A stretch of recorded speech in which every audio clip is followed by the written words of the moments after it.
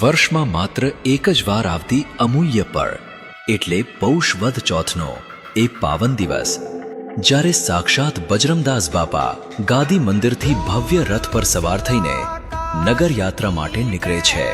ચારે બાજુ બાપા સીતારામના નાદ, ભજન, કીર્તન અને ફૂલોની વર્ષા।